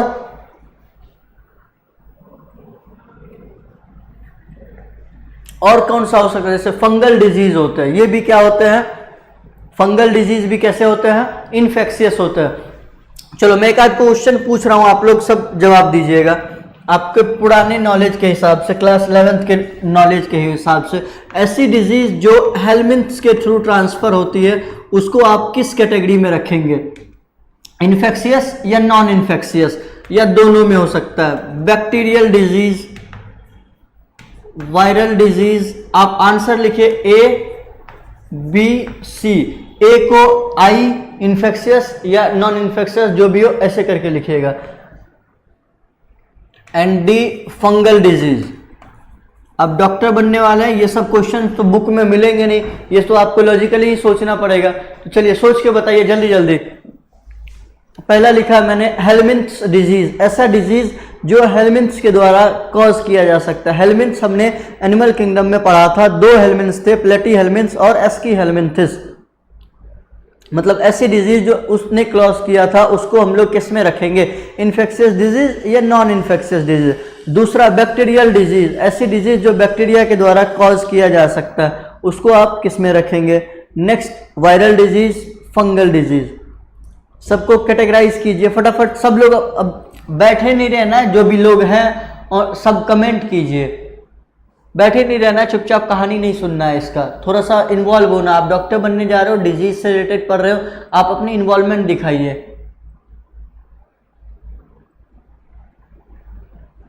एक एक करके जवाब देते जाओ, ये जरूरी नहीं है कि इकट्ठा ही सबका जवाब देना है।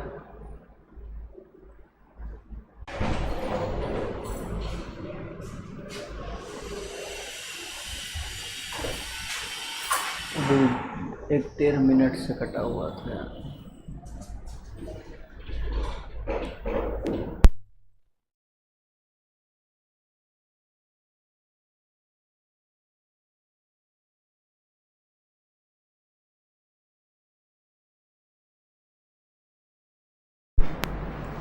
चलो सब लोग कमेंट्स कीजिए फटाफट। इन चारों डिजीज को ले, आपको इन्वॉल्वमेंट आपकी दिखानी होगी, तब जा करके आप इतने आसानी से डॉक्टर्स नहीं बनते हैं ना। Helminths disease, bacterial disease, viral disease, fungal disease, यानी इन्फेक्शियस डिजीज का मतलब क्या होता है? हाँ समझ रहे बच्चा, थोड़ा सा लैग कर गया था, थोड़ा सा नेट का आज इशू पता नहीं क्यों बार बार हो रहा है। देखो इन्फेक्शियस डिजीज मतलब अगर मुझे है और मेरे से कोई टच हो गया तो उसको भी ये डिजीज हो जाए, या मैंने जो टॉवल इस्तेमाल किया वो टॉवल अगर वो भी इस्तेमाल कर ले, तो उसको हम लोग इन्फेक्शियस डिजीज कहेंगे।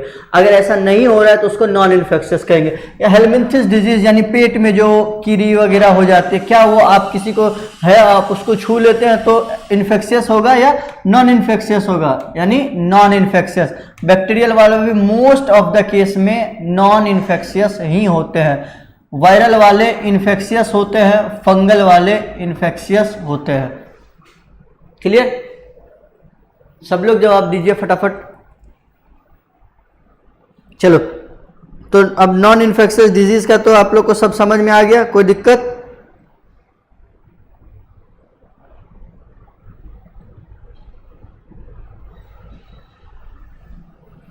अभी ठीक है, लैग वैग नहीं कर रहा। चलो नॉन इन्फेक्शियस डिजीज में लिखो disease that do not transfer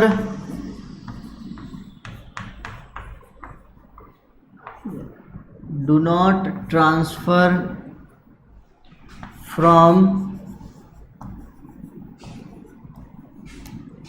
one person to another merely by touching। देखो इस डेफिनेशन में इसलिए हमने ऐसे लिखा है, दोनों को सेम लिखते तो आपको कोई दिक्कत नहीं होता, लेकिन इसलिए ऐसा लिख दिया ताकि आप दूसरे एंगल से भी देख सके, सोच सके। ठीक है, सिर्फ टच करने से, मेयरली किसी टच से अगर कोई डिजीज नहीं फैल रही है तो उसको हम लोग क्या कहेंगे, नॉन इन्फेक्शियस डिजीज कहेंगे। एग्जाम्पल में हेलमिंथिस डिजीज,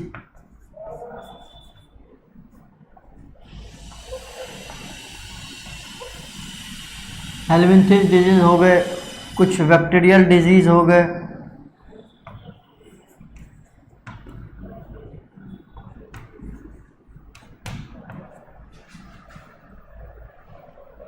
देखो अब आपके मन में आएगा कि सर किसी को मान लीजिए कि टीबी है यानी ट्यूबरकुलोसिस है, उसके छींकने से, खांसने से, उसके टॉवल वाले इस्तेमाल करने से उसका बैक्टीरिया मेरे में आ सकता है। हाँ, वो उसके बॉडी फ्लूइड से आया है, उसके टच करने से आपको नहीं आ गया है, तो इस चीज को ध्यान रखेंगे।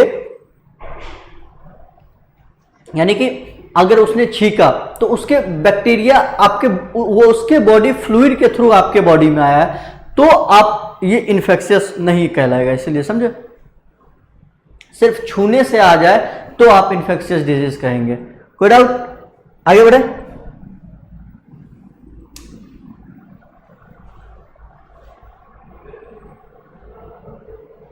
देखो डिजीज दो टाइप्स के हो सकते हैं, इन्फेक्शियस एंड नॉन इन्फेक्शियस। एक infectious disease transmit from one person to another, ये नॉन इन्फेक्शियस मतलब do not transmit from one person to another. ये देखो एग्जांपल्स में इतने सारे, देखो बैक्टीरियल डिजीज वगैरह भी होते हैं। इन्फेक्शियस कब कहेंगे? देखो कहने का भी दो तरीका है, एक जब सिर्फ टच करने से हो जा रहा है, अगर इन्फेक्शन ट्रांसमिट हो रहा है तो वो इन्फेक्शियस कहेंगे। लेकिन अगर इन्फेक्शियस इस टर्म में भी कह सकते हैं, सपोज छींका उसने, रुमाल में आ गया उसका, मानो कि किसी इन्फेक्शियस इंसान ने छींका उसके रुमाल में, आपने उसी रुमाल को एज इट इज बिना साफ किए इस्तेमाल कर लिया, अब वो बैक्टीरिया आपके अंदर में चल गया, तो इस तरह से वो इन्फेक्शियस हो जाएगा, क्योंकि वो फ्लूइड के थ्रू इन्फेक्ट किया, डायरेक्ट आपके टच करने से इन्फेक्ट नहीं हुआ है। क्लियर? चलिए नेक्स्ट, अब हम लोग कुछ डिजीज को एक एक करके पढ़ेंगे। ठीक है,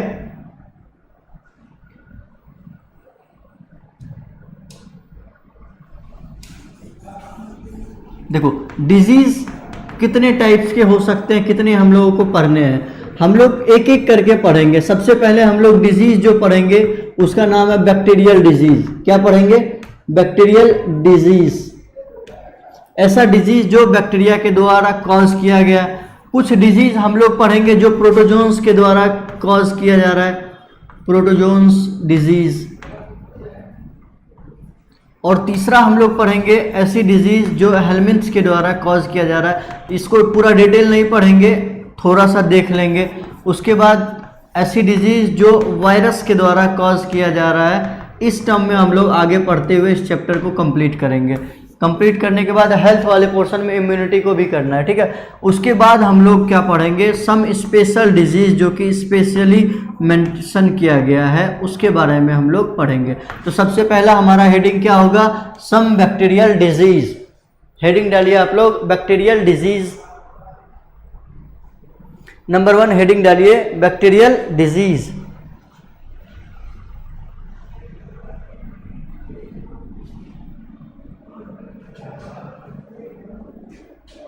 चलिए हेडिंग डालिए, बैक्टीरियल डिजीज। बैक्टीरियल डिजीज में सबसे पहला, सबसे ज़्यादा बार सवाल पूछा जाने वाला डिजीज, इसीलिए सबसे पहले नंबर पे इसको दिया गया है। Number 1 is typhoid. टाइफाइड। चलिए सबसे पहला डिजीज जो कि हम लोगों को पढ़ना है और हमारे सिलेबस में दिया गया है और सबसे ज़्यादा बार पूछा भी गया है इस पे सवाल, तो इसी को हम लोग सबसे पहले पढ़ते हैं। टाइफाइड। सबसे पहले इसका जो पैथोजन है इंपॉर्टेंट, जो देखो इसमें मैं पहले इंपॉर्टेंट बता दूं, इसका टेस्ट न जाने 12-15 बार पूछा जा चुका है कि टाइफाइड को कंफर्म करने के लिए कौन सा टेस्ट इस्तेमाल किया जाता है, उसके बाद कौन सा बैक्टीरिया से कॉज किया जाता है, 2-4 बार पूछा गया है। Salmonella typhi, TYPHII, salmonella typhi causes typhoid. Typhoid किसके द्वारा कॉज किया जाता है? Salmonella typhi. याद था? चलो, कितने को पता है इसके टेस्ट का नाम क्या है, इसके टेस्ट को क्या कहते हैं? सबसे बहुत बार सवाल दिया गया है, बताओ जल्दी जल्दी।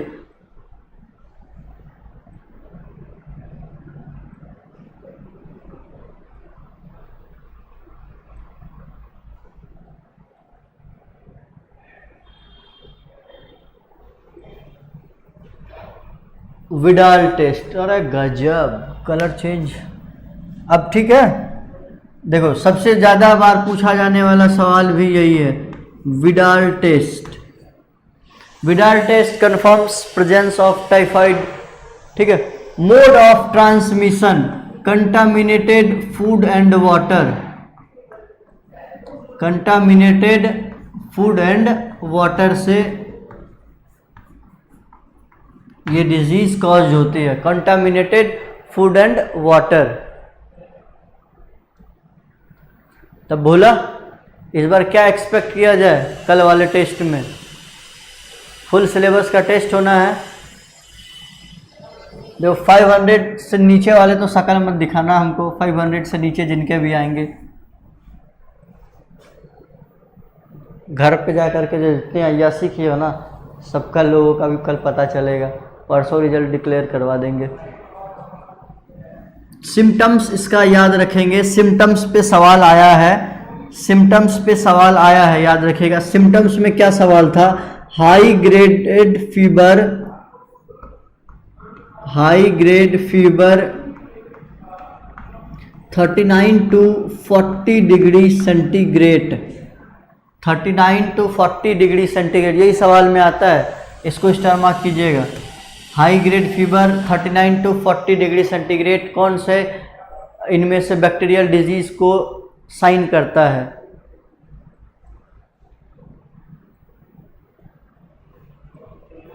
सर बायो के अलावा कोई सिलेबस कंप्लीट नहीं है, तो जो भी कंप्लीट नहीं है, जो है जितना भी किया गया उतने से ही आएगा, लगभग फुल ही तो हो गया है ना, लगभग हर किसी में तो 70% 80% सिलेबस तो हो ही गया है ना। तो देखो बाकी सिम्टम्स हर किसी में कॉमन होंगे, जैसे कि हेडेक, माथा दर्द, भूख न लगना, लॉस ऑफ एपेटाइट। अब भूख नहीं लगेगा तो क्या होगा? वजन कम हो जाएगा। उसके बाद अगर खाते भी हैं तो इसको क्या कॉज हो जाएगा? कॉन्स्टिपेशन। क्या हो जाएगा? कॉन्स्टिपेशन। ठीक है।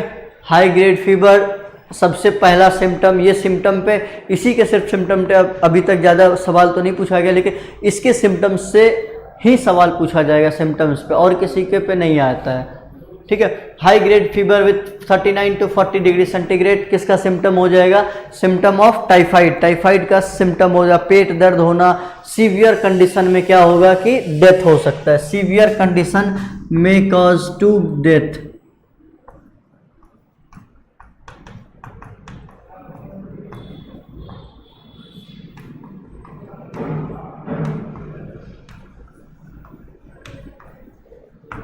जब बहुत सीवियर कंडीशन हो जाएगी तब क्या हो जाएगा? डेथ हो जाएगा। चलो, इस मैडम का नाम आपने बचपन में भी पढ़ा होगा, टाइफाइड जहाँ पे भी पढ़ा जाता है इस मैडम का नाम लिया जाता है, मैरी मेलोन। किसी को पता है इसका बैकग्राउंड क्या है? मैरी मेलोन, इसको मिस टाइफाइड भी बोला जाता है, मिस टाइफाइड, मैरी मेलोन। बताओ बताओ जल्दी बताओ, किसको पता है इसका बैकग्राउंड? मैरी मेलोन नाम सुने हो? आपके बुक्स में अलग से शायद एस चांद में दिया हुआ 10th क्लास में, एस चांद या किसी में तो दिया हुआ है 10th क्लास में। मैरी मेलोन, देखो मैरी मेलोन एक कुक थी एक स्कूल में जिसको कि टाइफाइड था। सुनो इसकी कहानी क्या हुआ था। मैरी मेलोन क्या थी, एक कुक थी, एक कुक इन स्कूल। स्कूल में ये एक कुक का काम किया करती थी, खाना बनाया करती थी।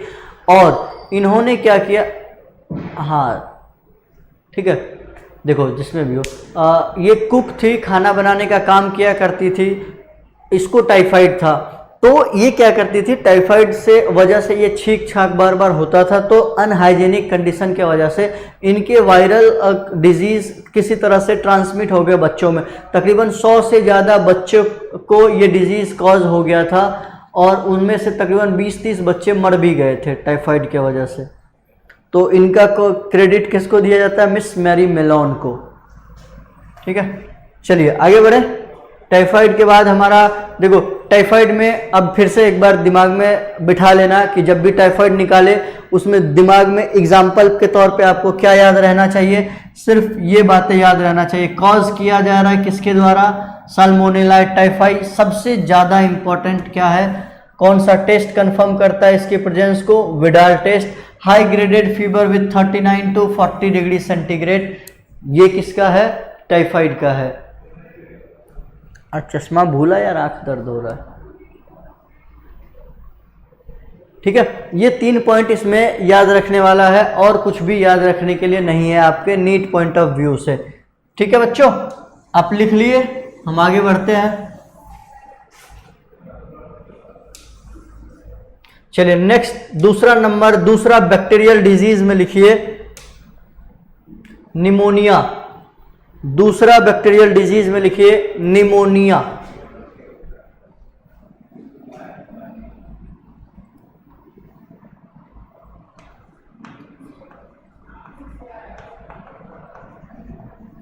चलो इसका नाम कौन बताएगा पैथोजन का, जल्दी जल्दी बताओ, नाम बताओ, पैथोजन का नाम बताओ, पैथोजन का नाम बताओ। हम पहले भी पढ़ा चुके हैं, ये बहुत बार नाम आया हुआ है, माइकोप्लाज्मा। और बताओ, और बाकी लोग बताओ नाम, पैथोजन का नाम बताओ। देखो डायग्राम भी बना हुआ है यहाँ पे पैथोजन का।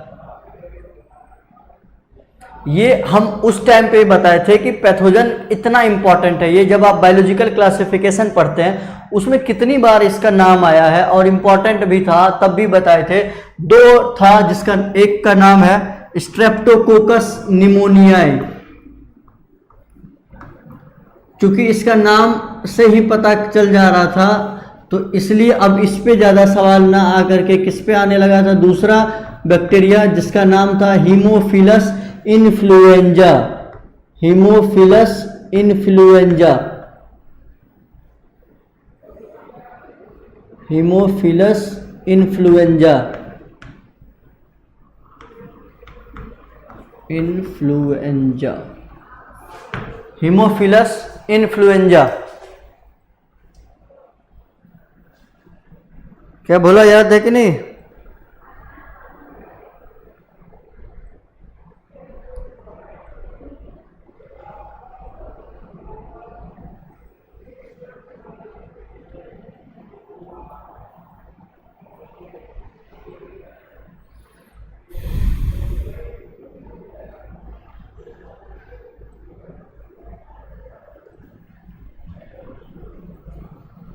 चलिए आइए लिख लिए, स्पेलिंग देखो, Streptococcus निमोनियाई Haemophilus influenza, HAEMOPHILUS, Haemophilus influenza, INFLUENZA, Haemophilus influenza. बस 2 मिनट और इसको कंप्लीट कर दे, छोटा सा है, Haemophilus influenza.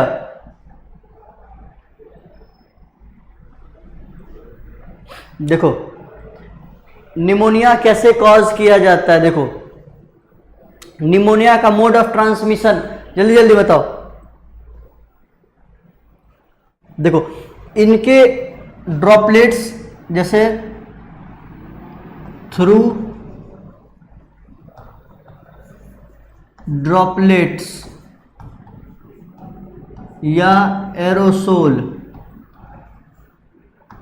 Present in air. जैसे मान लो किसी एक पर्सन को ये डिजीज था, उसने छींक दिया, तो छींकते ही वो हवा में था और वो किसी ने इनहेल कर लिया, तो ये ट्रांसमिशन हो जाएगा। इसका जो सिम्टम्स के तौर पे आपको एक सिम्टम्स को स्टार मार्क करके याद रखना है।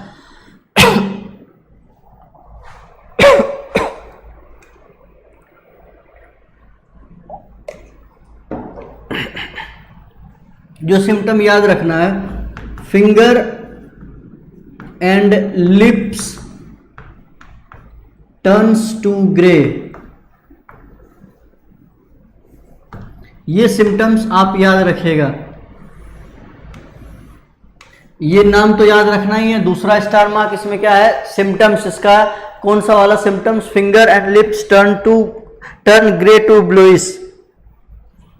और देखो इसमें सबसे ज्यादा दिक्कत क्या होती है निमोनिया में, निमोनिया में दिक्कत क्या होगी कि इसके जो लंग्स होते हैं, देखो ये वाला हमारा नेक्स्ट में आओ, देखो यहाँ पे